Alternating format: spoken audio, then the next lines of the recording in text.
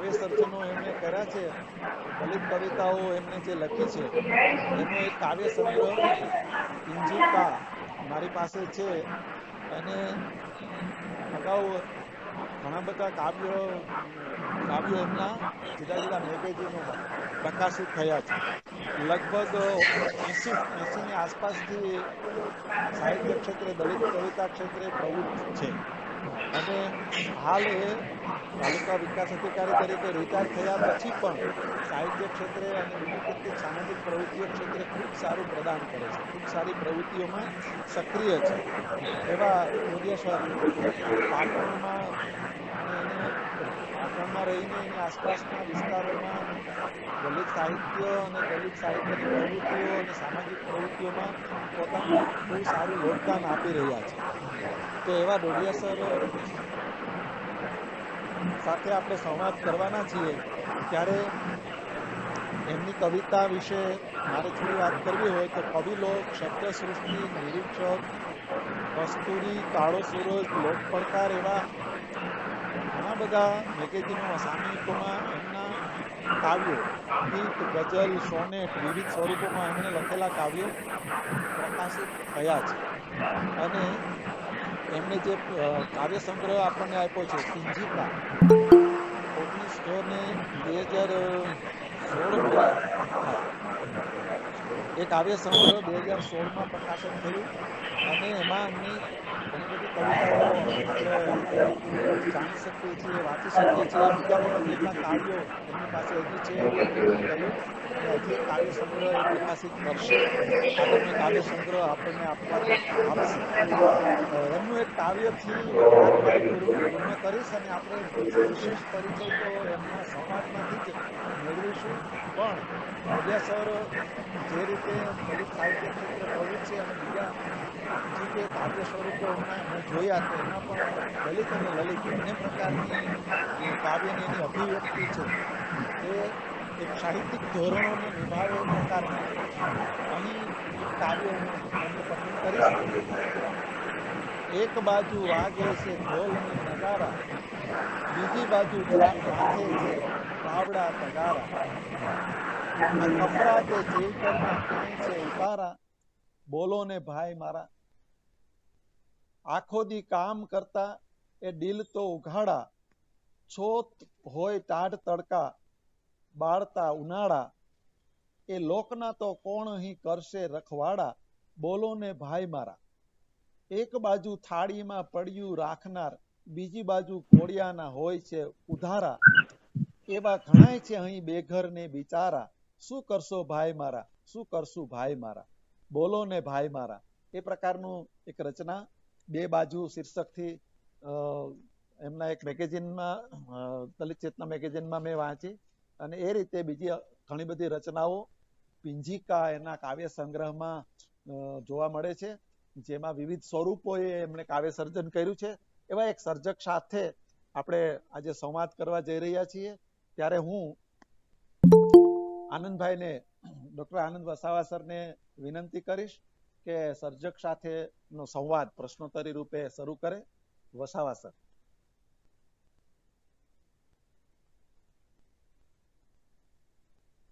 આભાર જીવરાજભાઈ. જીવરાજભાઈ, અવાજ પહોંચે છે મારો? હા હા, આવે છે, બરાબર આવે છે. હા હા. આપણે તો ભાઈ વાતના ઘેલા, આપણે તો ભાઈ વાતના ઘેલા, આમ તો કદી હોઈએ ના પણ વાતના મેળે સૌથી પહેલા, આમ તો કદી હોઈએ ના પણ વાતના મેળે સૌથી પહેલા. અને છેલ્લી પંક્તિ આ કાવ્યની, વાતની વેલે બેસવા કાજે આવશું અમે સૌથી વહેલા. આ વાતના ઘેલા કવિ નગીનભાઈ સાથે સંવાદ કરવાનો અવસર પ્રાપ્ત થયો છે. હું નગીનભાઈ ડોડિયા સરને આવકારું છું. નગીનભાઈ, આપનો જન્મ, આપના માતા પિતા, પરિવારજનો અને આપના વતન વિશે અને એની સાથે આપની શિક્ષણ યાત્રા વિશે શ્રોતાઓને, દર્શકોને વાતો કરો. નગીનભાઈ.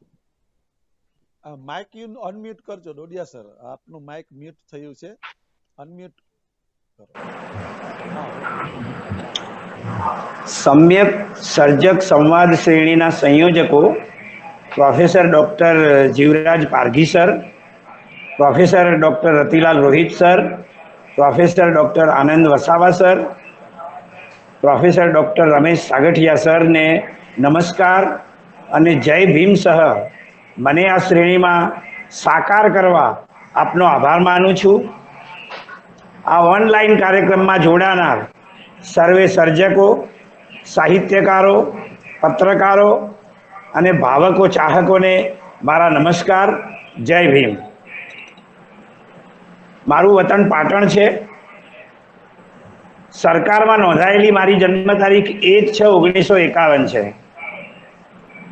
મારા એક કાકા હતા, એ કદાચ ભણેલા હશે. એમણે આપણે જૂના જમાનામાં પેટીને ટંક કહેતા હતા, અમારી બાજુ ટંક શબ્દ વપરાતો. એવા ટંકમાં શોધતા શોધતા મને થોડા કાગળો મળ્યા.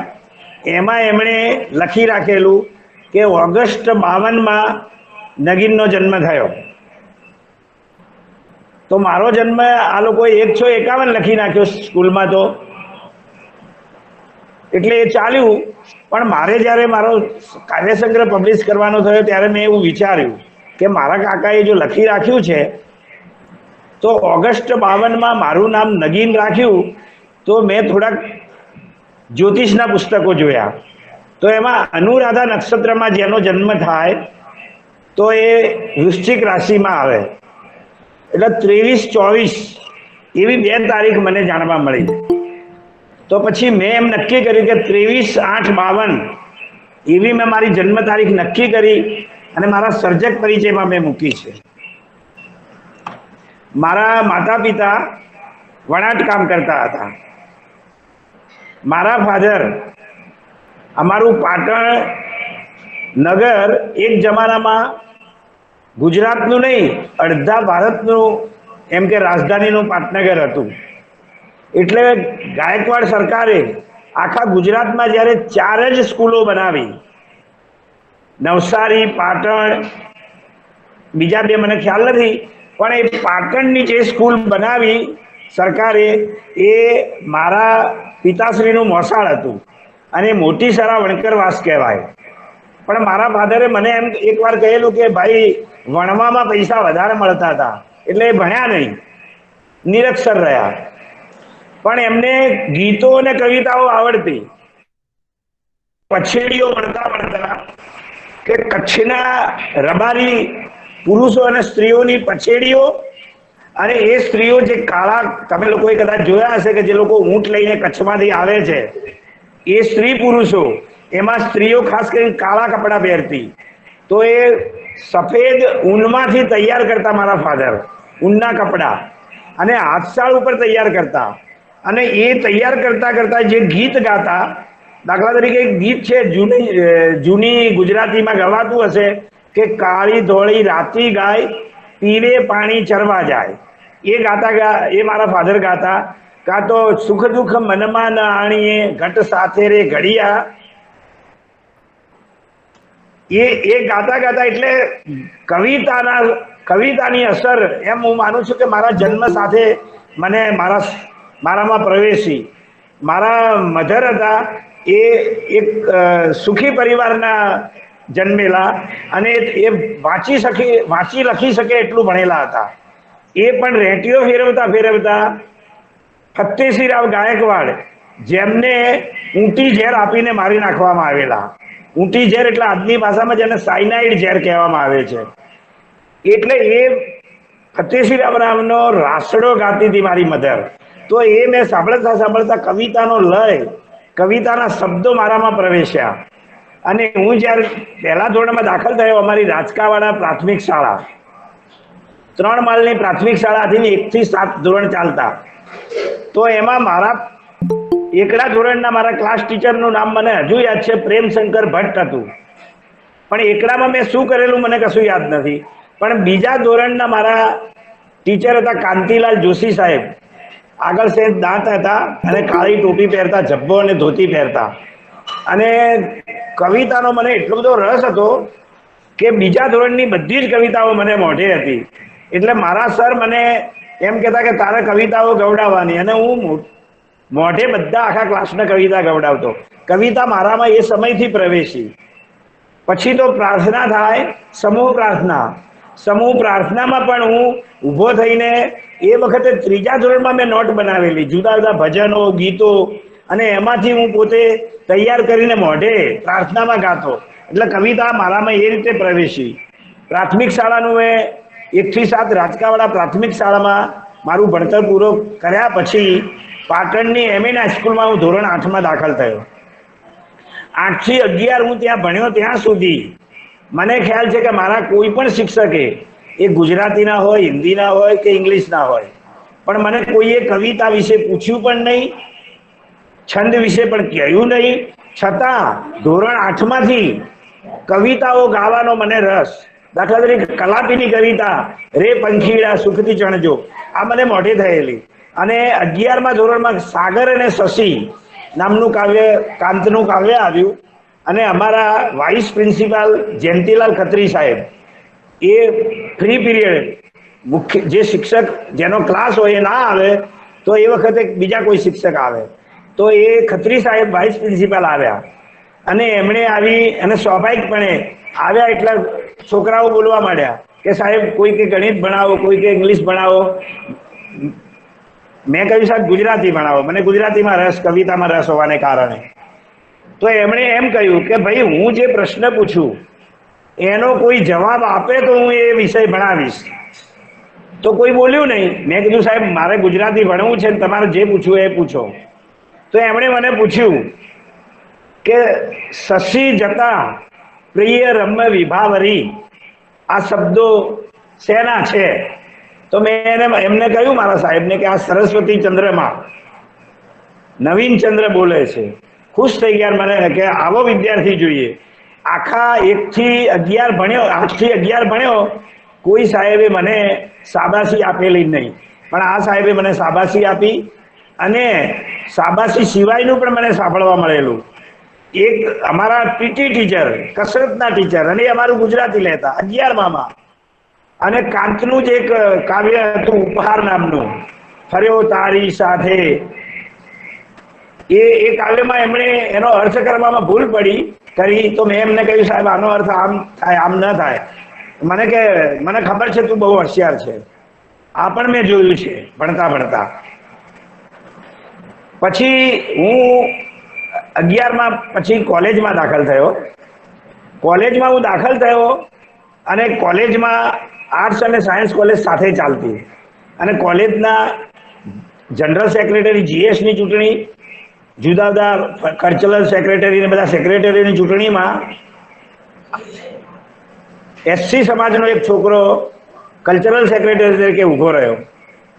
અને કહેવામાં આવ્યું કે ભાઈ એક ઉમેદવાર અને એક એનો સપોર્ટર બોલશે, બીજા કોઈ બોલી શકશે નહીં. તો એ લોકો કે આપણામાંથી કોણ બોલશે? ત્યારે કોઈએ એમ કીધું કે ડોડિયાવાસમાંથી એક છોકરો આવ્યો છે, એને ભાષણ કરતા આવડે છે, સ્ટેજ ઉપર બોલતા આવડે છે.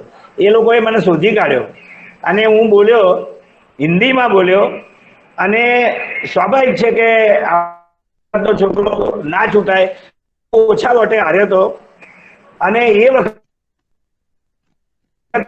કલ્ચરલ સેક્રેટરી એક બારોટનો છોકરો કે જેના ફાધર એ વખતે રાજકારણી હતા અને એક સામે પેલું પત્રક પણ ચલાવતા હતા, ઉત્તર ગુજરાત નામનું. એટલે એ બિપિન બારોટ અત્યારે પાટણનો જાણીતો વકીલ છે. એટલે પછી યુવક મહોત્સવની શરૂઆત થઈ અને કાવ્ય પઠન અને પાદપૂર્તિમાં મારું નામ આવ્યું. એટલે એણે પૂછ્યું ગુજરાતીના પ્રોફેસરોને કે આ એ વખતે નગીન પરમાર હતું. નગીન ડોડિયા મેં પાછળથી કરાવ્યું. એનું કારણ મેં મારી પુસ્તકમાં લખ્યું છે કે મારા મોહલ્લામાં એક ભાઈ નગીન પરમાર પણ હતા અને એમના કારણે મારા કેટલાક પુસ્તકો, મારી ઘરની કેટલીક ચીજો એમના ઘેર જતી રહેતી હતી. એટલે મારે ના છૂટકે નગીન ડોડિયા કરવું પડ્યું. એટલે જે પ્રોફેસર જીતેન્દ્ર કા વ્યાસ, જે અમારા ગુજરાતીના પ્રોફેસર હતા અને એ મને બહુ જ પ્રેમ કરતા હતા. એ વખતે 1970થી આજે પણ એ મારા સંપર્કમાં છે. અત્યારે ગાંધીનગરમાં રહે છે. એમના 2 કાવ્ય સંગ્રહો પબ્લિશ થયેલા છે અને મારા કાવ્ય સંગ્રહની પ્રસ્તાવના પણ એમણે લખી છે. એમણે પહેલી વાર મને એમ કહ્યું કે તું કવિ છે, અને એમણે બીજાઓને પણ કહ્યું કે આ છોકરો કવિ છે. એટલે ત્યારે મને અત્યંત આનંદ થયેલો, અને બધાની વચ્ચે એમણે એમ કહેલું કે આ છોકરો ફર્સ્ટ યરમાં પ્રીમાં છે પણ એમએ કક્ષાનો વાંચે છે. એટલે કવિતા એમ હું કહું છું કે મારા લોહીમાં વણાઈ ગયેલી હતી. રાજુ સોલંકી આજે બહુ મોટા કર્મશીલ ગણાય છે, જેમની સાથે અમારે મળવાનું થયું પહેલી વાર, ત્યારે અમે બંને કવિતામાં વાત કરતા હતા. રાજુ સોલંકી અત્યારે તો કર્મશીલ બની ગયા છે, એમણે કાવ્ય સંગ્રહો પણ આપ્યા છે અને બહુ સારા મારા મિત્ર છે. એટલે કાવ્ય સંગ્રહ પછી તો બહુ મોડા મેં મારા શ્રીમતી તનુમતી ડોડિયા, મારા એક મિત્ર અને જાણીતા કવિ શંકર પેન્ટર, અને મારા ગુરુ અને મિત્ર કહું તો ચાલે એવા પ્રોફેસર જીતેન્દ્ર કાલિદાસ વ્યાસ, આ 3 જણાના સતત મને એમ કે દબાણ કહો કે જે કહો, એમણે કહ્યું કે તું તારો કાવ્ય સંગ્રહ જલ્દી પબ્લિશ કર, કાવ્યો લખીને ક્યાં સુધી મૂકી રાખીશ. એટલે 2016માં રિટાયર થયા પછી મેં મારો કાવ્ય સંગ્રહ પબ્લિશ કર્યો. એમાં હું આ 3 જણને એનો યશ આપું છું, અને તમારા સુધી પહોંચવામાં મારો કાવ્ય સંગ્રહ તમારા સુધી મને લઈ આવ્યો છે. આભાર ડોડિયા સાહેબ. આપ એક કવિતામાં લખો છો કે હું મારા પાટણને જબ્બર જબ્બર જબ્બર પ્રેમ કરું છું. 3 વાર તમે જબ્બર શબ્દ વાપર્યો. કોઈ મને પૂછો ના કે હું એવું કેમ કરું છું, તો આપ એ વાત પણ કરો કે તમારા સર્જનમાં તમારો વતન પરિવેશ કેવી રીતે સંકળાયેલો છે, જોડાયેલો છે. આપના વતન વિશે થોડી વાત કરો ડોડિયા સાહેબ. નમસ્કાર. પાટણ વિશે મને એટલો બધો પ્રેમ કે પાટણમાં ગુજરાતમાં દલિતોના પ્રથમ મુક્તિદાતા વીર માયાદેવ, જેમનું બલિદાન લેવાયું પાટણના સહસ્ત્રલિંગ સરોવરમાં પાણી નહીં આવવાના કારણે, અને મારા એક કઝિન બ્રધર હતા જિલ્લા શિક્ષણાધિકારી મોહનભાઈ ડોડિયા, કેટલાક લોકો એમને જાણતા હશે, ઓળખતા હશે. એમણે 1978માં ગુજરાત વણકર સમાજની સ્થાપના કરી. એટલે અમે વારંવાર અને ગુજરાત વણકર સમાજનું મુખપત્ર માયાવંશી રાખ્યું, અને એનું સંપાદન હું કરતો હતો છેક 78થી. જ્યારે હું એમ ગણો ને કે શરૂમાં કોલેજમાં ભણતા આ બધું કામ કરતો હતો, ત્યારે 2 પંક્તિઓ મારાથી લખાયેલી કે શોધો સહસ્ત્રલિંગના ખૂણે ખૂણા બધા, માયા તણા હોમાયેલા ઈંધણ મળી જશે. પાટણ વિશેની આખી એક ગઝલ છે મારા સંગ્રહમાં. એનો આ શેર છે. એ વખતે આ માત્ર એક શેર જ મને સૂઝેલો, અને માયાવંશીના એક લખાણની નીચે એક લીટી આવે, એની નીચે મેં આ મૂકેલો.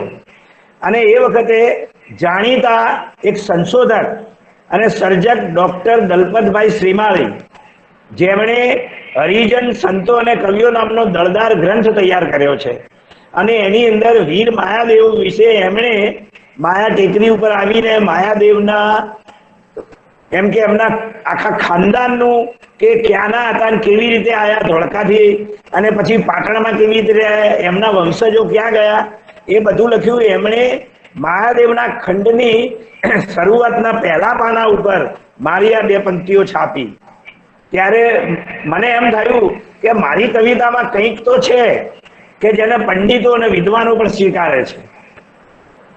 એટલે પાટણ વિશેની મારી આ કવિતાના મૂળમાં આ વસ્તુ રહેલી છે કે પાટણ વિશે, પાટણની મારી, અમારે જેને બહુ મોટું ભારતમાં નામ લેવાય છે, ગંગા, યમુના અને સરસ્વતી.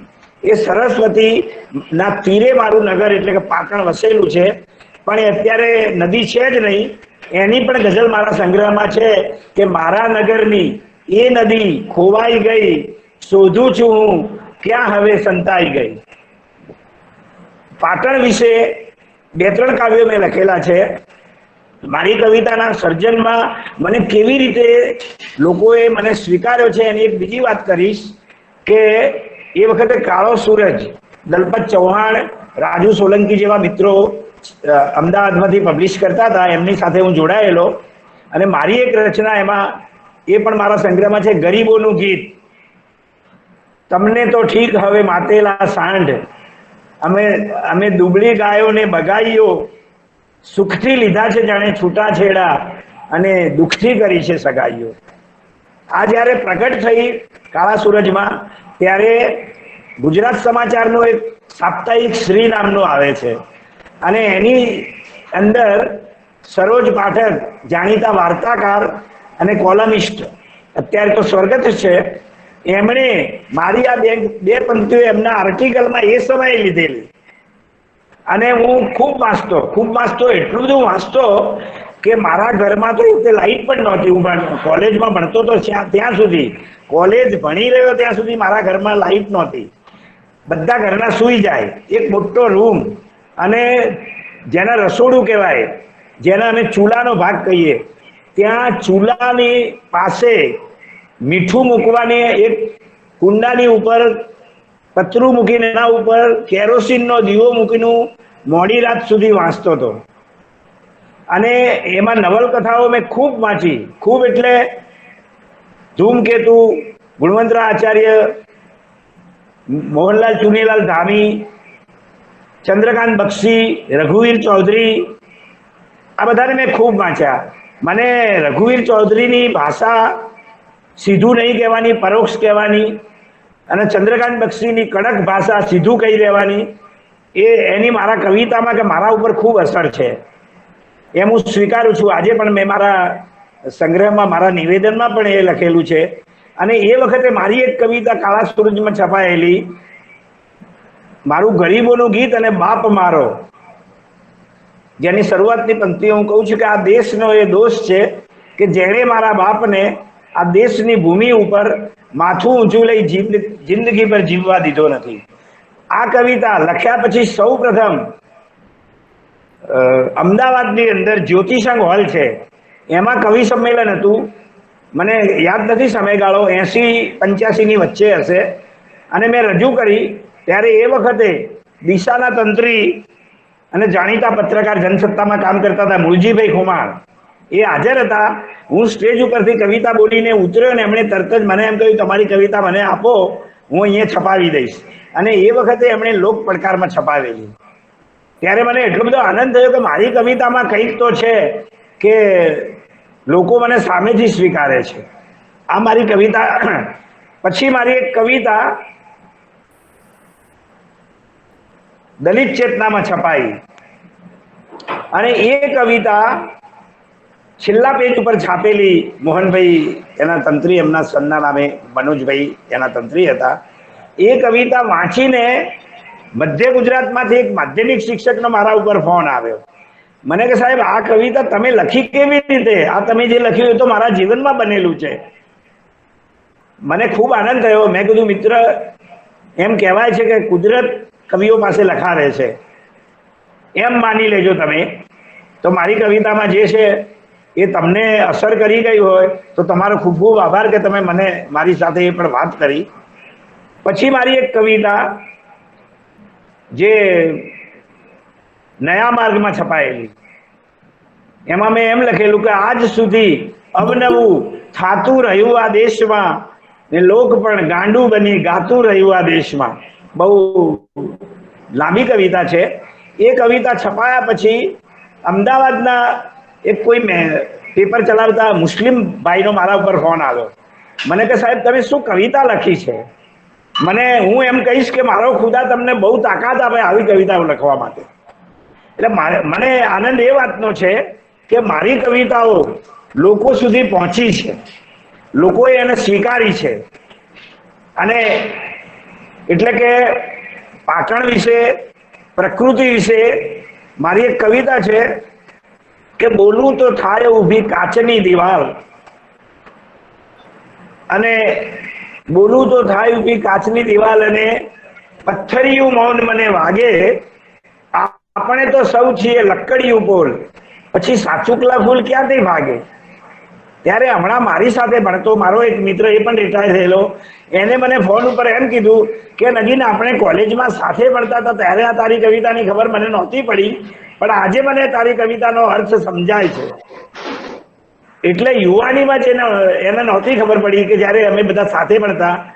અને આ મારી કવિતા મારા ઇંગ્લિશના professor, head of the department, doctor Pathak સાહેબ, એમણે મને એમ કહેલું એ સમયે કોલેજમાં કે નગીન, તારી આ કવિતામાં જે વાત છે, જે વિચાર છે, એ એક અંગ્રેજ કવિએ પોતાની કવિતામાં મૂકેલો છે.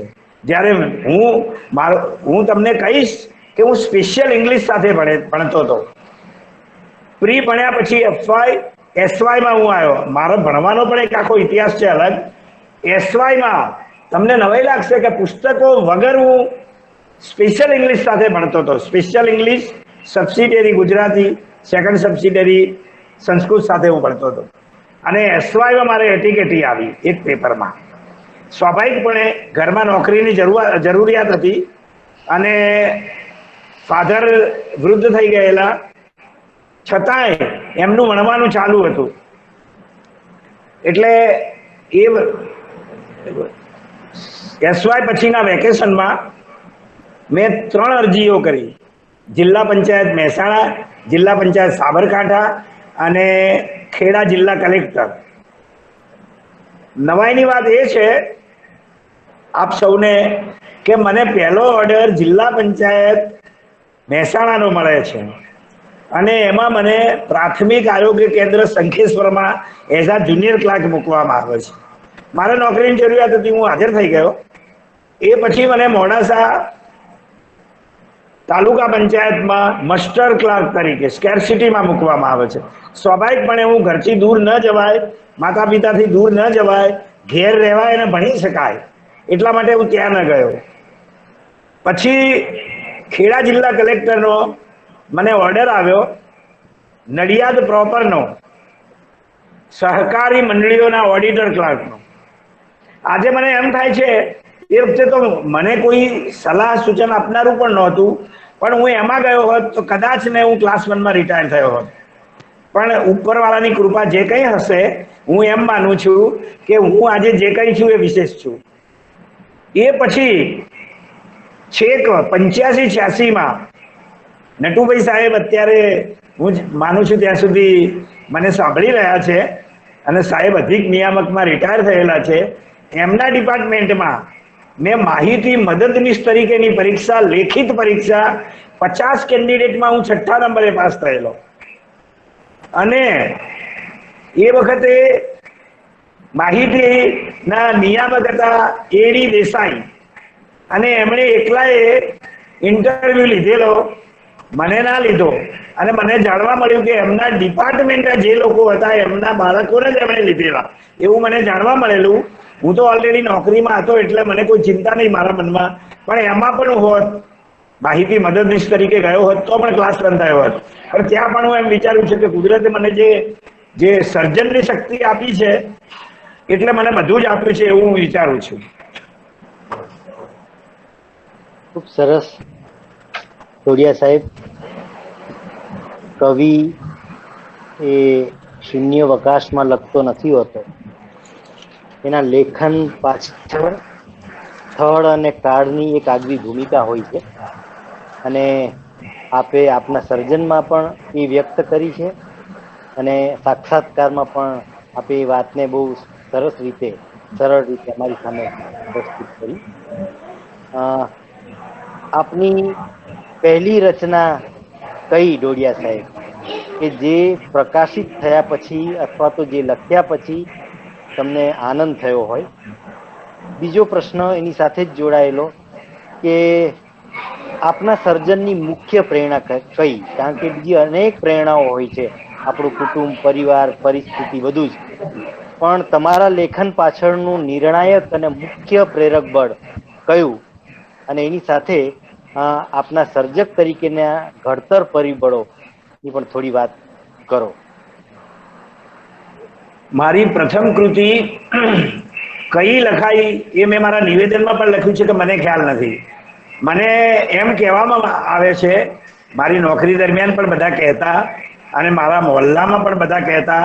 મારા એક કાકીએ તો મારી મમ્મીને એમ કહેલું કે તમારો નગીન ગાંડો થઈ જશે, કે આખો દિવસ પુસ્તક નીચે મૂકતો નથી. એટલે એ કદાચ એમની રીતે સાચા છે, પણ કવિલોકની અંદર મારું એક ગીત લગ્નોત્સુકાનું ગીત એ સૌથી પ્રથમ છપાયેલું, અને એનાથી લોકોએ મને જાણ્યો કે આ તો એક ગીત કવિ છે. અને ડોક્ટર પથિક પરમાર, ડોક્ટર સોમભાઈ પટેલ અને વિસનગરના એક પ્રિન્સિપાલ હતા કોલેજના, આ લોકોએ મને એમના વિવેચન લેખોમાં ગીત તરીકે મારો ઉલ્લેખ કરેલો છે. એટલે ગીત તરીકેનું એક બિરુદ પણ મને વિવેચકોએ આપ્યું છે. અને વચ્ચે એક વાત કહીશ કે મહેસાણા જિલ્લો, એક પાટણ જિલ્લો બનેલો નહીં, મહેસાણા જિલ્લાના આબકારી ખાતાના મનહર તળપદા નામના અધિકારી આવેલા, અને એ કવિ હતા. અને એમણે એ સમયે, એ પણ હું કદાચ 77 થી 80 ની વચ્ચે, એમણે એક પંક્તિ આપી અને પાઠપૂર્તિમાં આખી કવિતા લખવાનું કહેલું, અને એ કવિતામાં આખા ગુજરાતમાં મારો પ્રથમ નંબર આવેલો, અને શરાબીની પત્નીનું ગીત. એટલે ગીતની અંદર મારી હથોટી ગણો કે મને મોટે ભાગે ગીત એટલા માટે, અને ગીતનો હું આગ્રહી પણ રહ્યો છું. મેં છંદોમાં પણ લખ્યું છે, મેં સોનેટ પણ લખ્યા છે, મેં હાઇકુ પણ લખ્યા છે, મેં માત્રામેળમાં પણ લખ્યું છે. છંદોના મોટાભાગના પ્રકારોમાં લખવાનો મારો પ્રયાસ છે. ગઝલ પણ મેં લખી છે. પણ એ બધામાં મારા જીવનમાં મને જે કંઈ, કારણ કે એક સામાન્ય પરિવારમાં મારો જન્મ થયેલો, હું એમ માનું કે અત્યારે એક શાક રોટલીની સાથે ખીચડી પણ હોય, દાળ ભાતની સાથે શાક રોટલી હોય, એટલું બધું ભોજન નહોતું પ્રાપ્ત થતું. શાક ને રોટલો જ હોય, કે સાંજે માત્ર ખીચડી હોય. અને ખીચડીમાં ખાવા માટે અમારો મહેલાની નજીકમાં ઘાંચીવાડો, આજે ઘાંચી લોકો ઘાણી સાથેના મોહલ્લા હતા, અને તલનું તેલ, હું એક આ નાની, એને આજે તમે ગમે તે કહેતા હોય, એ વખતે તોલડી શબ્દ વપરાતો, અને એમાં હું પોતે તેલ લઈ આવતો, જે ખીચડીમાં થોડું થોડું બધા અમે ઘરના લઈને ખાતા હતા. એટલે મારા મગજની અંદર સતત જે એમ કહેવાય કે પરિસ્થિતિ માનવીને તૈયાર કરે છે, એટલે મારા સર્જનમાં દલિત કવિતાનું અભિગમ કે રેફરન્સ તો પાછળથી આવ્યો, પણ મારી કવિતામાં તો દલિત તત્વ એ સમયે હતું કે જે 70-72માં મેં કવિતા લખી, તો એની અંદર દલિત તત્વ હતું જ. એટલે દલિત અને લલિત બધા, ઇવન ત્યાં સુધી કે મેં કુદરત સાથેના ખેતરના ગીતો પણ લખ્યા, એમાં પણ દલિત તત્વ તમને જોવા મળશે. કે મારી કવિતાનું મૂળભૂત ક્યાંક પ્રભુ પ્રીતિ, ક્યાંક પ્રકૃતિ પ્રેમ, બધું જોવા મળશે. પણ મોટો ભાગ હું એમ કહીશ કે જે પરિસ્થિતિમાંથી હું આટલે પહોંચ્યો છું, એ પરિસ્થિતિ હું આજે પણ ભૂલ્યો નથી.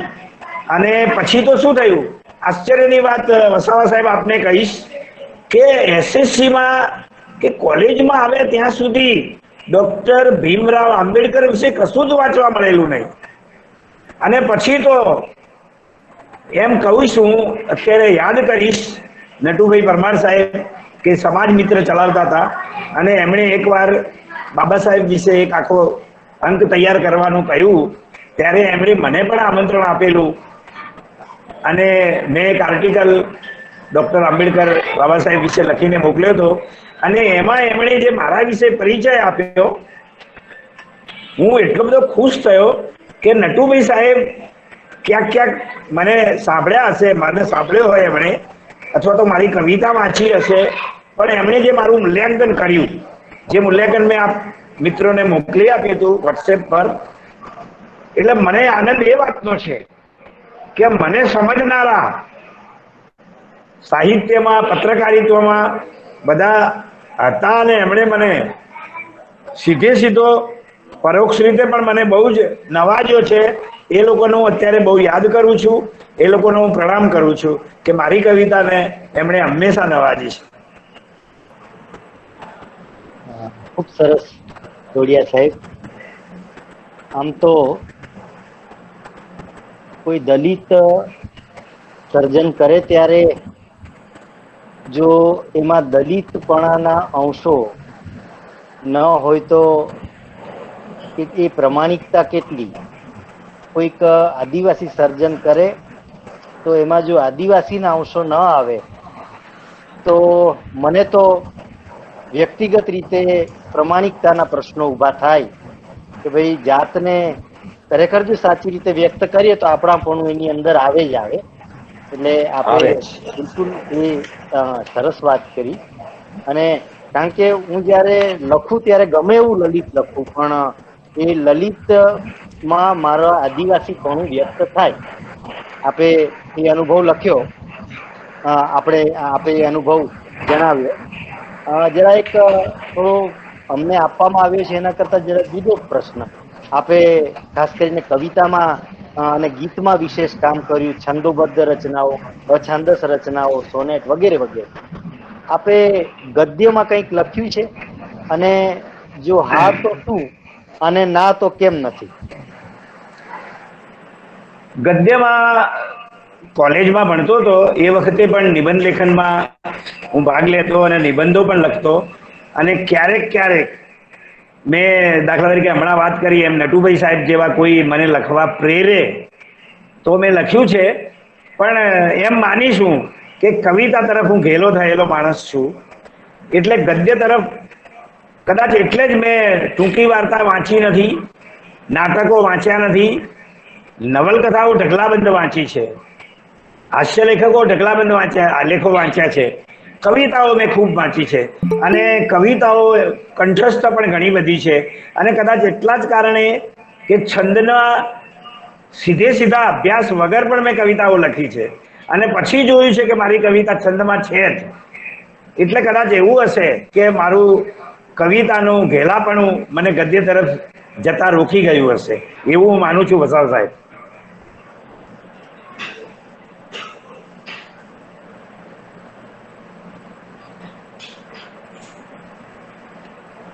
વસાવા સર.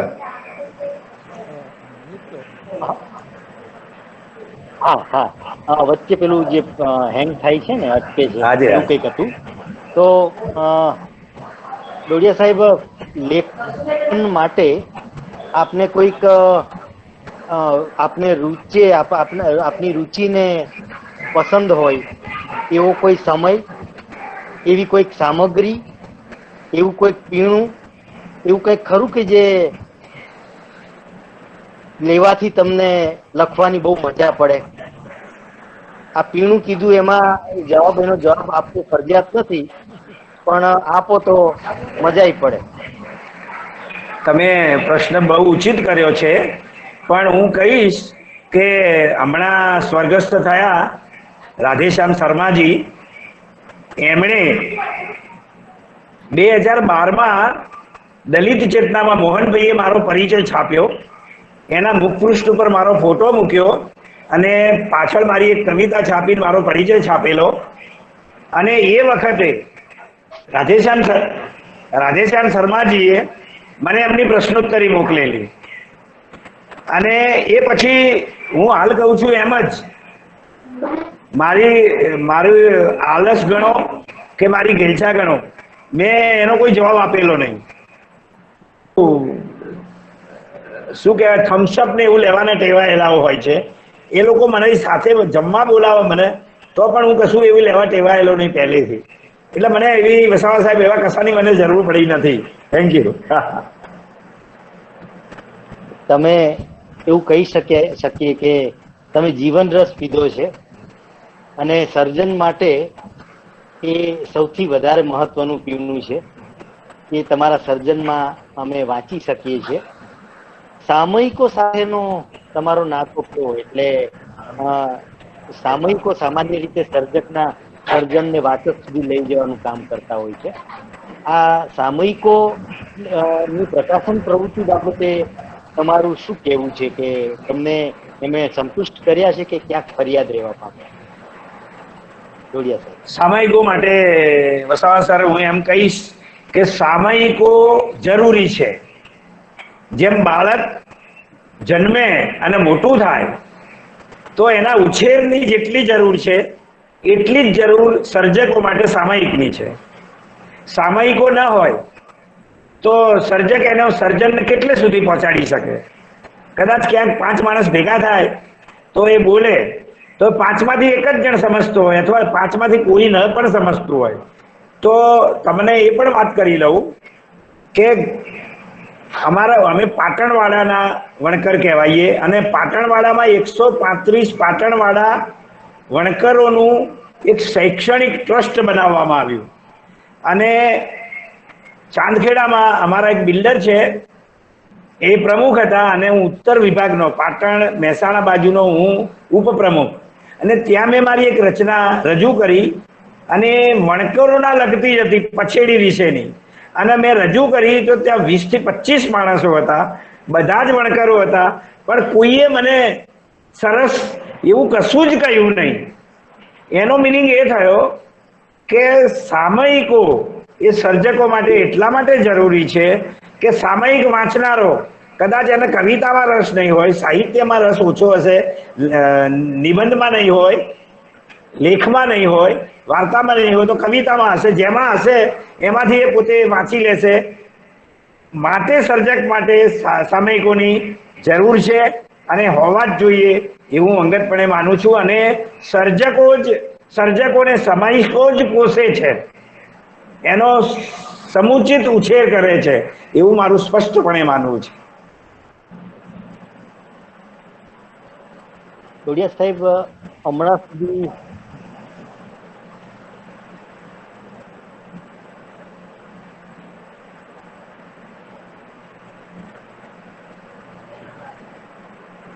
સર્જન હલો સર, અવાજ કપાય છે.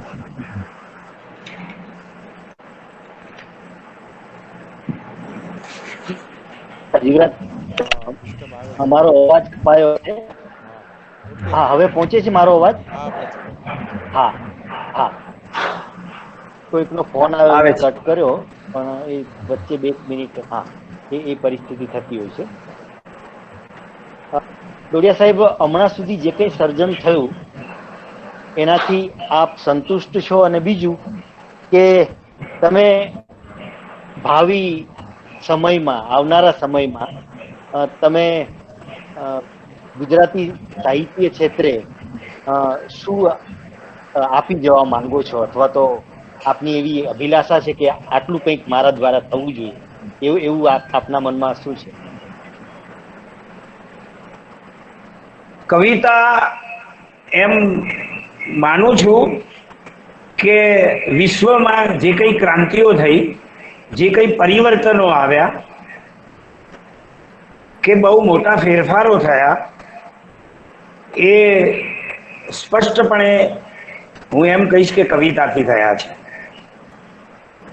અને કવિતાએ બહુ મોટો ભાગ ભજવ્યો છે.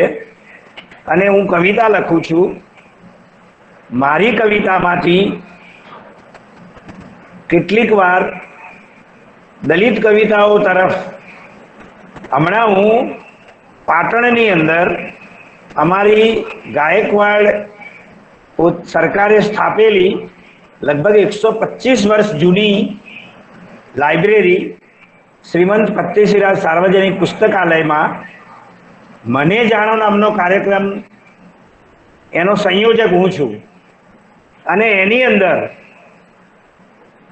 તમારા જેવા વિદ્વાનો, સર્જકો, પત્રકારો એ બધાને અમે બોલાવીએ છીએ અને એમને એક જ વસ્તુ કે કોઈ પણ એક પુસ્તક ઉપર તમારે બોલવાનું. ત્યારે એમાં હમણાં સાવરકર વિશે ડૉક્ટર શરદ ઠાકરે એક પુસ્તક લખ્યું છે હમણાં તાજેતરમાં, અને એના વિશે એક મિત્ર બોલવા આવ્યા અને એ બોલ્યા પણ ખરા. એટલે એમાં એમણે ઘણું બધું કહ્યું. પછી સમાપનમાં મોટે ભાગે પ્રમુખ તરીકે ડૉક્ટર સોમપુરા છે અમારા, એ પરિચય આપતા હોય છે પ્રવૃત્તિઓનો. સર્જકને પેલા વક્તાનો જો એ જાણતા હોય તો એનો પરિચય આપતા હોય છે, હું જાણતો હોય તો હું આપું છું. તો એમાંથી ક્યારેક દલિતો તરફ, આદિવાસીઓ તરફની જે એમ કહેવાય કે પ્રચ્છન્ન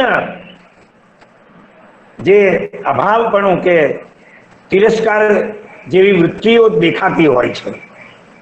હવે એની સામે ક્યારેક આપણે કવિતાથી કે આપણા સર્જનથી કે આપણી રહન સહન, આપણી રહેણીકરણી થી આપણે એમને એ પ્રતિપાદિત કરવા માંગીએ છીએ કે અમે તમારાથી સહેજ પણ જુદા નથી. જે તમારામાં છે એટલું જ ભરપૂર, ભરચક સારાપણું અમારામાં છે. અને એવું વારંવાર તમે અને આપણે બધા જે જુદા જુદા ક્ષેત્રોમાં આપણે એ લોકોને સાબિત કરીએ છીએ, એ લોકોને તરફ રજૂ કરીએ છીએ. એમાં એક બીજી વાત કરું કે હું બનાસકાંઠામાં તાલુકા વિકાસ અધિકારી તરીકે હતો અને વચ્ચે સરકારમાં કેટલીક આખા જિલ્લા કક્ષાની ચિંતન શિબિરો આપણા હાલના વડાપ્રધાન માનનીય મોદી સર એ વખતે સીએમ હતા, એમણે ચિંતન શિબિરો યોજેલી અને એની અંદર જિલ્લા કક્ષાની ચિંતન શિબિરોમાં એક અધિકારી તરીકે અમારે અમારી યોજનાઓ રજૂ કરવાની હોય, પણ મને કલેક્ટર તરફથી એવું કહેવામાં આવ્યું કે અમને જાણવા મળ્યું છે કે તમે કવિ છો તો તમારે તમારી યોજનાઓ વિશે થોડુંક જ બોલવાનું, પણ તમે થોડીક કવિતાઓથી બધાને હળવા કરી દો અથવા તો બધાનો મૂળ જરા લાવી દો. તો જુઓ કે આપણે એ સમયે જ્યારે ચાન્સ મળે છે ત્યારે આપણને જે તક મળે છે ને આપણે જે કહેવા માંગીએ છીએ, એ લોકો સુધી પહોંચવા માંગીએ છીએ, એ વખતે મેં મારી કેટલીક કવિતાઓ, કેટલીક બીજા સર્જકોની પણ મેં રચનાઓ ત્યાં રજૂ કરી. અહીંયા મારો મુદ્દો તમારા પ્રશ્નનો જવાબ આપવાનો છે વસાવા સર. એટલે એ રીતે આ રીતે પણ આપણે એ લોકો સુધી પહોંચી શકીએ છીએ અને આપણે જે કહેવા માંગીએ છીએ, આપણે ભવિષ્યમાં જે કરવા માંગીએ છીએ. વચ્ચે એક પ્રશ્ન પૂછું. હાજી બોલો બોલો. દલિત કવિઓની રચનાઓથી આ રાજકારણીઓ કે અધિકારીઓ ને નો મૂળ બને કે કેમ એ બાબતે હું શંકાશીલ છું. ઉલટા એમનો મૂળ આઉટ થઈ જાય એવું પણ બને, સિવાય કે આપણે પસંદગી કરવી પડે કે આમને રાજી કરવા માટે કઈ રચનાઓ રજૂ કરીએ, પણ આપણે એ રોલ પણ નિભાવવો પડતો હોય છે. અને બીજું કે કવિ એ એના સર્જનથી જે આ વ્યવસ્થામાં જે કંઈક પ્રશ્નો છે, વ્યવસ્થામાં જે કંઈક અસમાનતા છે, એની સામે પોતાનો અવાજ રજૂ કરતો હોય છે અને એના માટે એને કોઈ બહુ કઈ બોલકા બનવાની જરૂર નથી, એની રચનાઓ બોલતી હોય છે. આપે અધિકારી તરીકે અને આપની કવિતાઓ સાંભળી એમણે, એ પણ તમારી એક ઉપલબ્ધિ જ અમે શ્રોતાઓ ગણી શકીએ. આપને કયા કયા પારિતોષિકો મળ્યા છે અને એવું લાગે છે કે હજુ મને કોઈક આ પ્રકારનું પારિતોષિક મળે તો ગમે એવું કંઈક એને વિશે વાત કરો. પારિતોષિકોમાં હું એમ કહીશ કે કોઈ પારિતોષિક હજુ સુધી મને મળ્યું નથી, પણ મને જુદી જુદી જગ્યાએથી મારું બહુમાન થયું છે. હું એમ કહીશ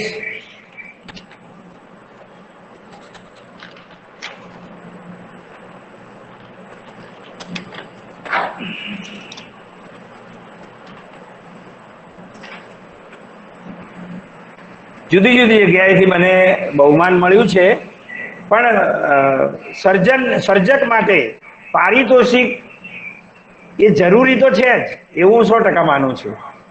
અને ચંદ્રકાંત બક્ષી જેવાએ પણ કહ્યું છે કે સમયસર પારિતોષિક નથી મળતા તો સર્જકત્વમાં ઉણપ આવી જતી હોય છે. એટલે જે જાહેર અને જાણીતા પારિતોષિક મને કોઈ મળ્યા નથી.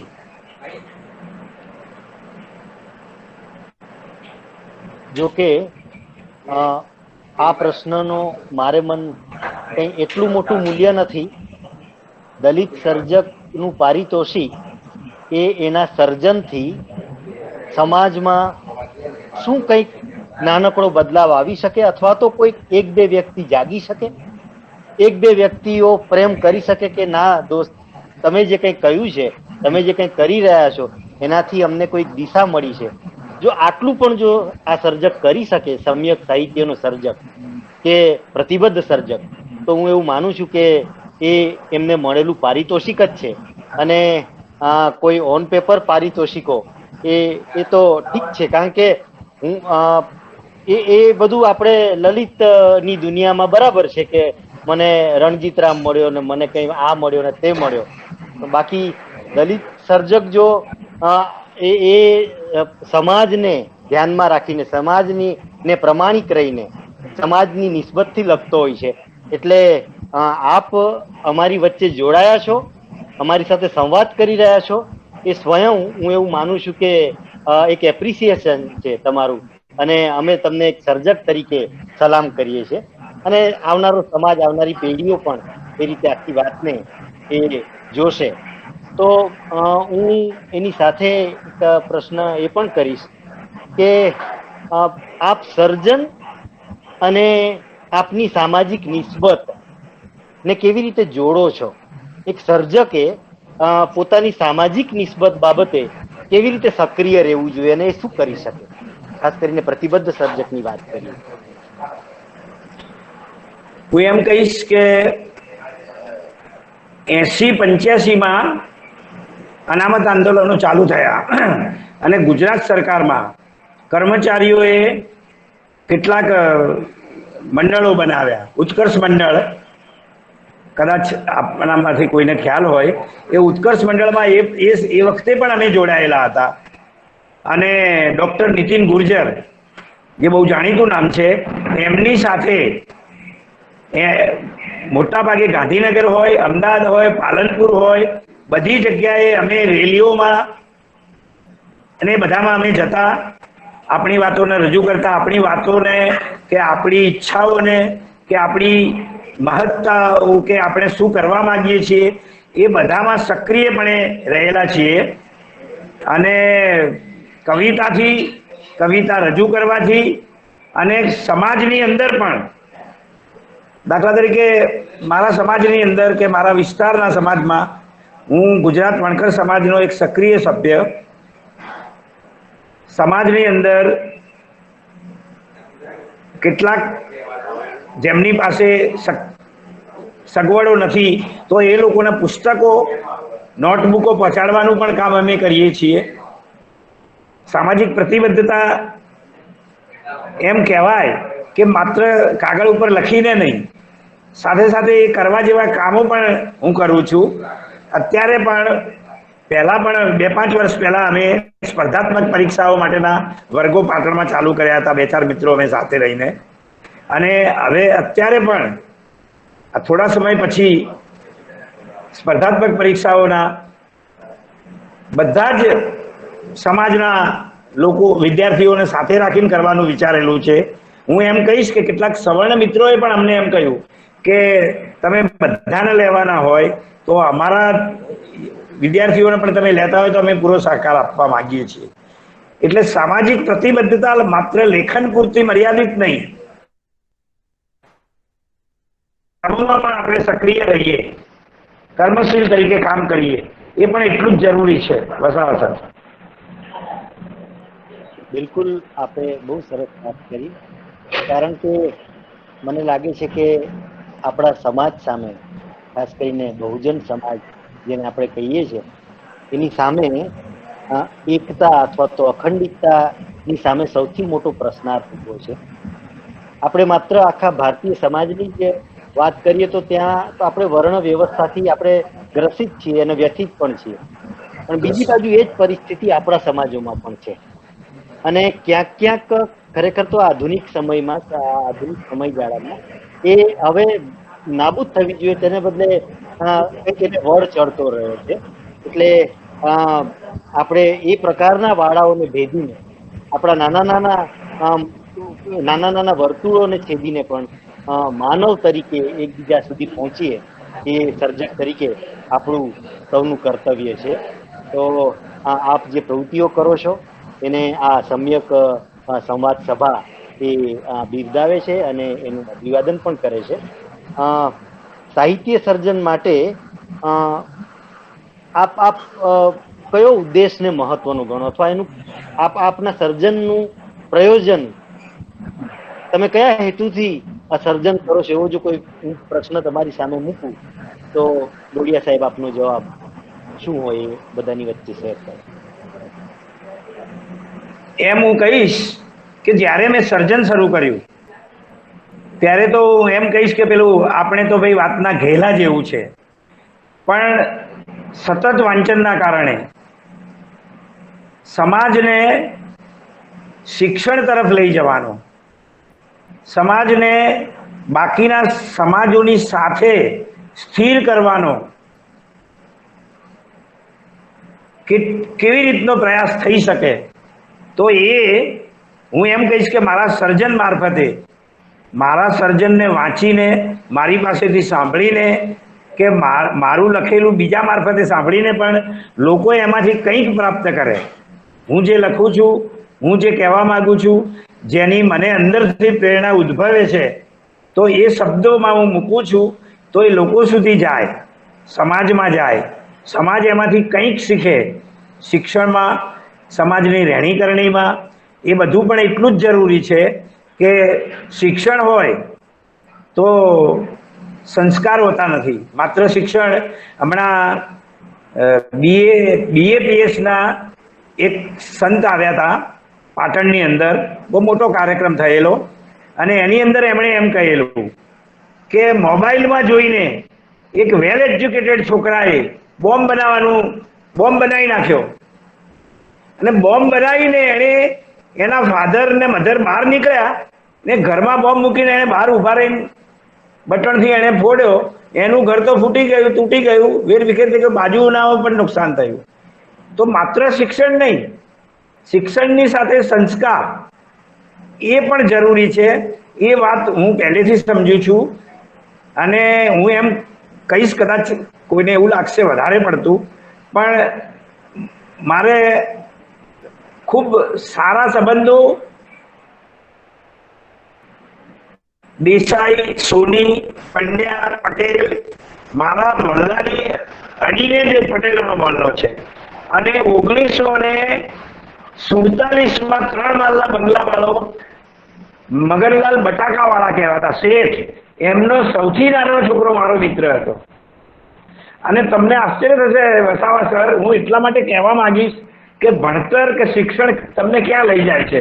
એ મારો મિત્ર પટેલનો છોકરો એ સંગીત શિક્ષક હતો મોડાસાની હાઈસ્કૂલમાં, માસ્ટર ઓફ મ્યુઝિક થયેલો.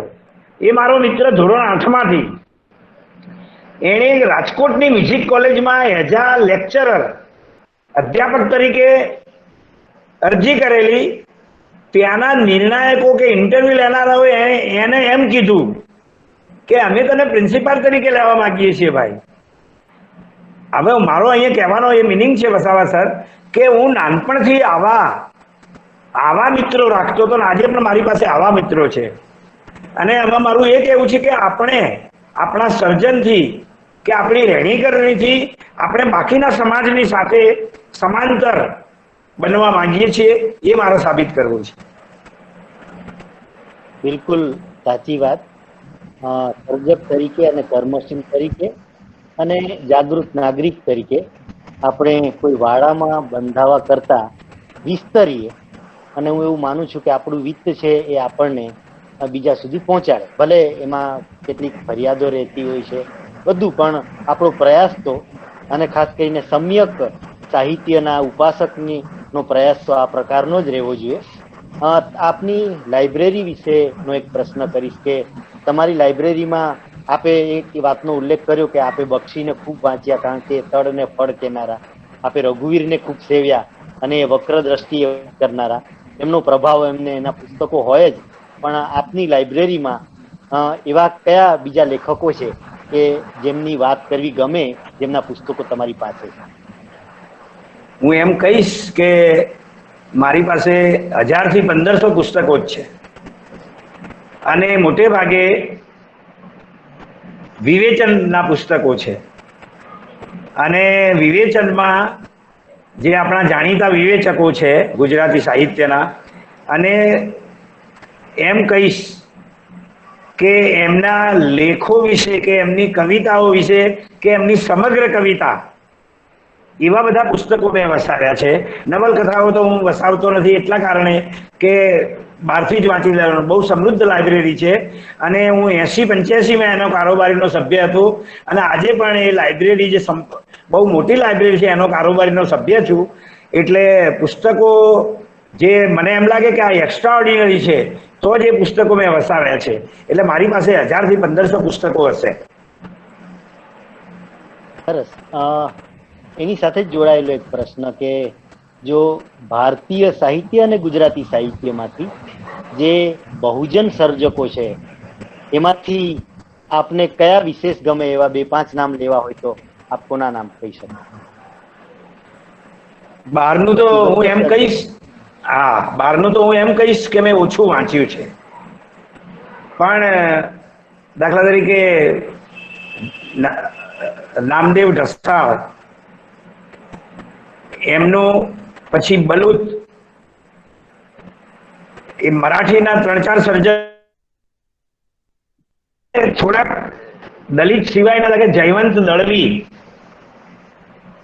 અથવા તો હું એમ કહીશ કે મરાઠી લેખિકા છે, બહુ જાણીતું નામ છે, વ્યાસ પર્વ નામનું બુક છે એમનું, અને ચંદ્રકાંત શેઠ પણ એવું લખી જ ગયા છે. એ લોકોને મેં ખૂબ વાંચ્યા છે. એટલે મને સામાન્ય રીતે એમાંથી જ હું પર્ટિક્યુલર પ્રતિબદ્ધ લેખકો કે કવિઓને વાંચવા કરતા બધાને વાંચતા વાંચતા આટલે આવ્યો છું. ઓકે. હવે આ છેલ્લો પ્રશ્ન રહેશે, અને એનો જવાબ આપો એ પછી દર્શક મિત્રોને, શ્રોતા મિત્રોને પણ કંઈક પ્રશ્ન હોય તો હું કરવા માટેની અનુમતિ આપીશ. છેલ્લો પ્રશ્ન એ છે કે આપ વાચકોને ઉદ્દેશીને શું સંદેશ આપવા માંગો છો, અથવા તો અહીંયા જે કંઈક દર્શકો છે એમને આપે કંઈક પ્રેરક એકાદ વાક્યમાં કંઈક કહેવું હોય તો શું કહેશો?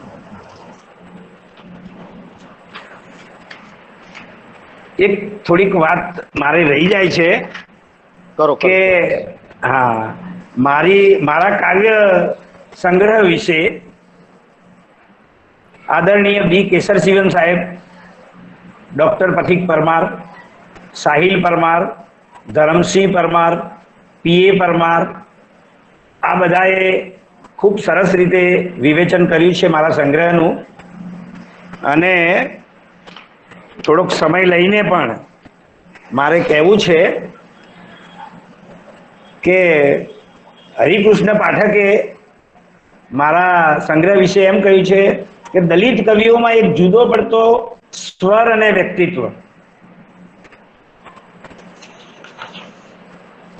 બી કેસરસિંહ સાહેબ એમ કહે છે કે લલિત દલિતના ભેદ સિવાય કવિતાઓ રચી છે, એમના હૃદયની લાગણીઓ રૂચા રૂપે પ્રકટ કરી છે, એમની કવિતામાં એમના ઘણા વર્ષનો અનુભવ છલકે છે, એમણે એમની કવિતામાં નર્યું પૂર્ણ સત્ય પ્રકટ કર્યું છે. દેવહુમા નામના એક વિવેચક હતા, રણછોડભાઈ પંચાલ, એમણે મારા સંગ્રહને વાંચ્યા પછી એમ કહ્યું હતું કે તમે પ્રયોજેલા તમામ છંદો માધુર્ય પ્રગટાવતા મળ્યા છે. શબ્દોની પસંદગીમાં વિદ્વતા, શબ્દ અને અર્થને પામ્યા હોવાની પ્રતીતિ થાય છે. કાવ્યની સબળ અભિવ્યક્તિ, દરેક કાવ્યમાં અનન્ય વિશિષ્ટતા, અને છેલ્લે એમણે ત્યાં સુધી કહ્યું છે કે ખરેખર ઇનામ પાત્ર સંગ્રહ છે. કિશન સોસા તો એમ કહે છે કે નેપથ્યમાં રજનીગંધાની જેમ શબ્દે ફોરી રહેલા કવિ, લય અને છંદમાં સ્તુત્ય પ્રયાસ, સ્તુત્ય પ્રદાન છે કવિનું.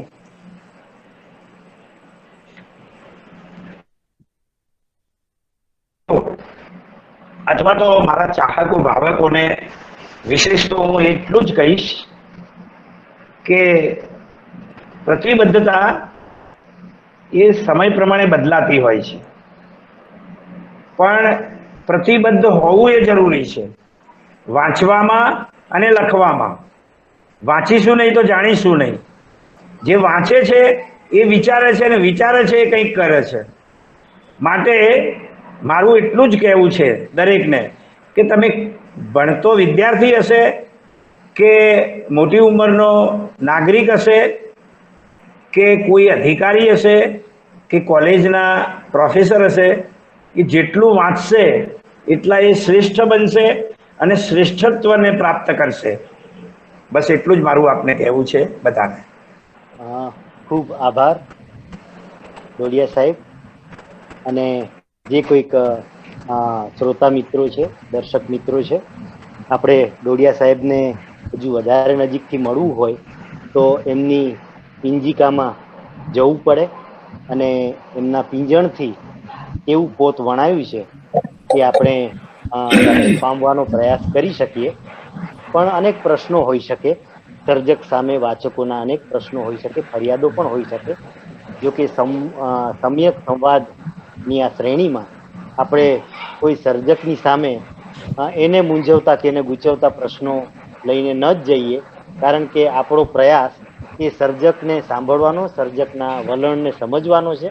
અને એ એક અર્થમાં બધા જ નાના મોટા સર્જકોને, જેમણે ઓછું સર્જન કર્યું છે, વધારે કર્યું છે, એવા દરેક સર્જકોને આપણે સર્જક તરીકે બિરદાવવાનો આ એક પ્રયાસ છે. અને એમાં બહુ પ્રમાણિકતાથી અને બહુ ખુલ્લા મને ડોડિયા સાહેબે આપણી વચ્ચે વાત કરી. હું આ શ્રેણી વતી આભાર માનું છું અને સંચાલકને વિનંતી કરું કે એ આગળનો દોર સંભાળે. સંચાલક જી ધન્યવાદ. નમસ્કાર આનંદ શાહ સર. હા, એક મિનિટ. ધન્યવાદ. શાહ સરે સરસ રીતે પ્રશ્નો બી કરી અને ડોડિયા સરે એના જવાબ આપ્યા.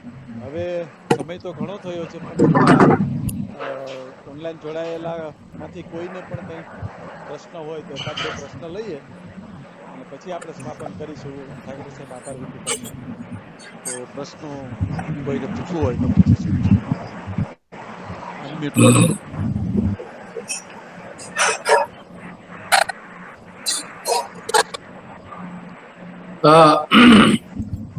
પ્રશ્ન નથી, પણ એક સરસ સંવાદ રહ્યો એ માટે. પણ મારે થોડુંક એ જાણવું છે ડોડિયા સાહેબ હાજી. કે માયાની જે ભૂમિ રહી છે અને માયાને જે અનુભવો થયા ભૂતકાળમાં, આપણા બાળપણના જીવનમાં કે આપણી સાથે એવા કોઈ અસ્પૃશ્યતાના કડવા અનુભવો આપણે જોયા હોય, જાણ્યા હોય, અનુભવ્યા હોય, એવા કોઈ તીવ્ર અનુભવો આપણે જોયા છે, જાણ્યા છે?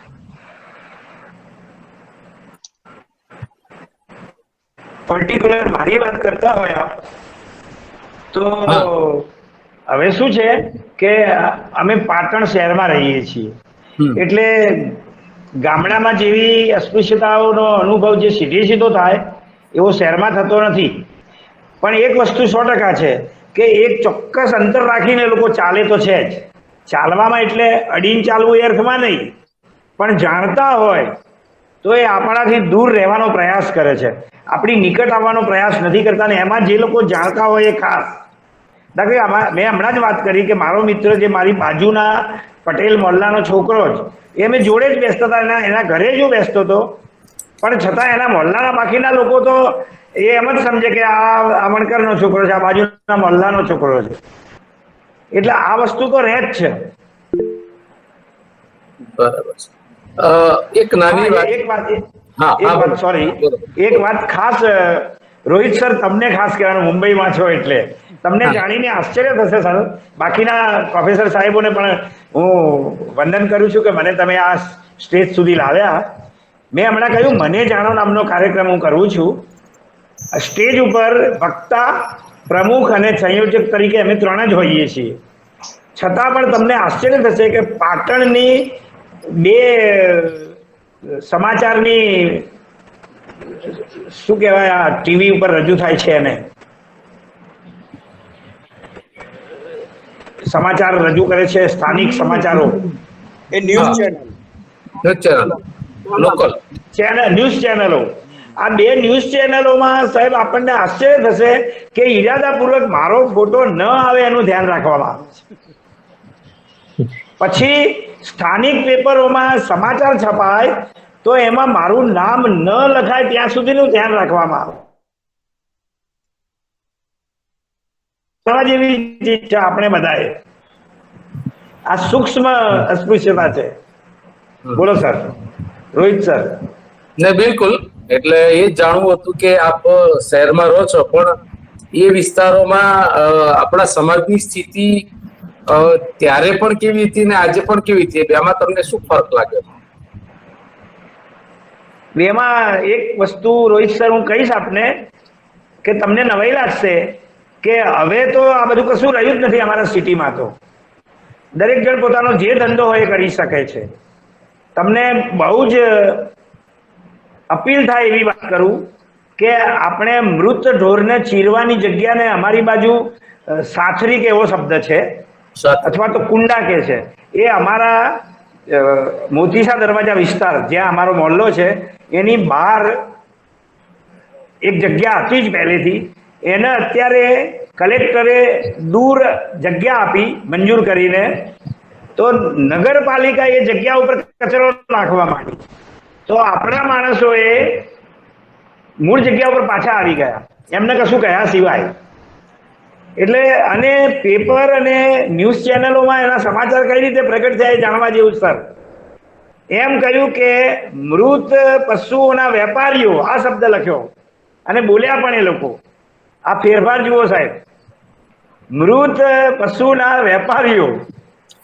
અને એ લઈને જતા હોય કોઈ પણ વાનની અંદર કે લારીમાં, તો હવે જે મોઢું બગાડવાનું કે હવે રહ્યું નથી, એટલું તો છે જ પાછું. અને એમને એ પણ ખબર છે કે આપણી જેમ જ આ લોકો રહે છે, ફક્ત વ્યવસાય આ રહ્યો છે. અને એ વ્યવસાય પણ ચોક્કસ ઘર કે 2-4 માણસો જ કરે છે.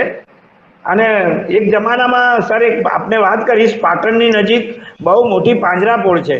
પાટણ પાછળ નગર શ્રેષ્ઠીઓનું નગર છે, એટલે પાંજરાપોળ હોય એટલે મૃત પશુઓ હોય, તો એ મૃત પશુઓનો આખો કોન્ટ્રાક્ટ અમારા મોહલ્લાના વસરામભાઈ નરસિંહભાઈ સોલંકી કે એવી અટક હતી, એ જમાનામાં આજથી 50-60 વર્ષ પહેલા આખી ટ્રક ભરીને એના ચામડા અને હાડકા મોકલતો એ માણસ. વિચાર કરો, એના એ જમાનામાં શહેરમાં 10 તો મકાનો હતા પોતાના. એટલે સમૃદ્ધિ અને આજે માનીએ છીએ એવું સિટીમાં ઓછું છે. બસ એ રીતે જીવાય છે. Thank you. ઓકે, રોકાશું. અનેક પ્રશ્નો થાય, સંવાદ એ જ આપણો સંવાદ છે. સમ્યક સંવાદ એ જ છે કે એ સાંભળ્યા પછી, જેમ વાર્તા પૂરી થાય પછી જ વાર્તા શરૂ થાય, એમ સંવાદ પૂરો થયા પછી સંવાદ શરૂ થાય છે. આપણા મનમાં જે સંવાદો થાય છે, આપણા સૌના મનમાં જે સંવાદ છે અને જે ભાવ આપણે અત્યારે અનુભવી રહ્યા છીએ, એ તો આ સંવાદની ખૂબી છે, એ જ વિશિષ્ટતા છે. અને આપણે સર્જક સુધી પહોંચી શકીએ, એને સમજી શકીએ, જાણી શકીએ. અને આપણી અપેક્ષાઓ પણ ઘણીવાર હોય છે કે આને બદલે આમ હોત તો. એ બધું આપણે આમાં પુરવાર કરીએ અને આપણે આગળ વધીએ છીએ. તો આપણે રોકાઈએ પહેલા હું સંકેત ડોક્ટર રમેશ સાંકરેકરની વિનંતી કરું કે કાર્યક્રમનું સમાપન કરે. એક મિનિટ, ગઢવી સાહેબ તમે રોકાજો, પછી પૂરું થયા પછી મારે પ્રશ્ન કરવો. આભાર વિધિ પછી. સૌને નમસ્કાર. સરસ મજાનું આયોજન, સરસ મજાનું શીર્ષક, સરસ મજાના આપણા મહેમાનો અને સરસ મજાની વાત. મારો અવાજ આવે છે ને સર બધાને? હા, બિલકુલ આવે છે. બહુ સરસ.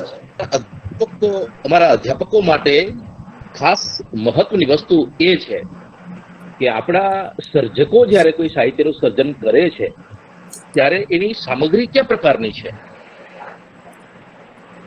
આ એક પહેલો મુદ્દો છે. બીજો મુદ્દો એ છે કે કરે. આ બીજું અમારું સ્ટેપ છે. અને ત્રીજું અમારું કામ જે છે, અમારી શોધવાની જે મથામણ છે આ શ્રેણી દ્વારા, એ એના સાહિત્યની, એની શિલ્પ વિધાન, જે મુદ્દો એમાંથી સંદેશો કયો છે. અંગ્રેજીમાં જેના માટે કહેવામાં આવે છે કે મેટર, મેથડ અને મેસેજ. એના માટે સરસ આ શબ્દ આવ્યો છે, જીવન અને ધર્મ. મને લાગે છે કે આજ તો પણ ઉત્તમ બહુ સરસ મજાનો રહ્યો. ડોડિયા સાહેબે પણ ઘણી બધી વાતો કરી. આપણા બુઝુર્ગ માર્ગદર્શક, વડીલ મિત્રો, અધિકારી શ્રીઓ, અધ્યાપક મિત્રો, વિદ્યાર્થીઓ, અને સરસ મજાનો આપણો આ કાર્યક્રમ જોડાઈ અને સરસ મજાનો ચાલી રહ્યો છે. ત્યારે છેલ્લે ડોડિયા સાહેબની એક સરસ મજાની કાવ્ય પંક્તિ જે છે, હું એને જ આપણી સામે મૂકીશ. હોય ભલે ને રણની ધાર, હોય ભલે ને રણની ધાર, તું રડતો સાને ચોધાર. શું કામ રડે છે? મનમાં એવો કર નિર્ધાર, તું જ કરે તારો ઉદ્ધાર. આખે આખી આપણી શ્રેણીના કેન્દ્રમાં જે વિચાર છે સમ્યક, તું જ તારી જાતનો દીપક બન. અખા સુધી આવીએ તો આપણે એ શબ્દ મળે છે, તું જ તારો ગુરુ થા. અને અહીંયા છેલ્લે આજનો આપણો અવાજ, આપણા સર્જકનો અવાજ, એનો સંદેશ, સર્જક તરીકેનો સંવાદ, એનો જે સ્વર જે છે, સાંસ્કૃતિક સ્વર છે, સામાજિક સ્વર છે, સાહિત્યિક સ્વર છે. એની વચ્ચે હમણાં અમારા માટે જે રસનો મુદ્દો છે એ છે સામાજિક પ્રતિબદ્ધતાનો સ્વર. સરસ મેનો એક સરે પ્રશ્ન પૂછ્યો હતો અને એ સાથે મારી વાત હમણાં પૂરી કરીશ. જી એટલે જીવવું, વ એટલે વધવું, અને ન એટલે પરિસ્થિતિઓને જાણી જોઈ નમી અને આપણો રસ્તો શોધવો. જી એટલે જીવવું, વ એટલે વધવું, ન એટલે નમવું. પરિસ્થિતિની સામેથી ભાગવાનું છે નહીં. જે પરિસ્થિતિ મળી છે એમાં આપણે આપણું અસ્તિત્વ બનાવીને ક્યાં સુધી ટકી રહીએ, એના માટેની આ મથામણ, આના માટેનો આ એક પ્રયાસ. અને એના માટે આયોજક શ્રી, આજના મુખ્ય વક્તાશ્રી, સહભાગી સર્વશ્રીઓ સૌને આજે આભાર માની અને હું મારી વાત પૂરી કરું છું. સૌનો આભાર, સૌનો આભાર, સૌનો આભાર. જય ભીમ, નમો બુદ્ધાય. નમસ્કાર. ધન્યવાદ, ખૂબ ખૂબ ધન્યવાદ. આપણી શ્રેણી આ જ રીતે આગળ ચાલતી રહેશે અને આપણે વિશેષ સર્જકો સુધી પહોંચતા રહીશું. આવતા શુક્રવારે દક્ષાબેન દામોદરા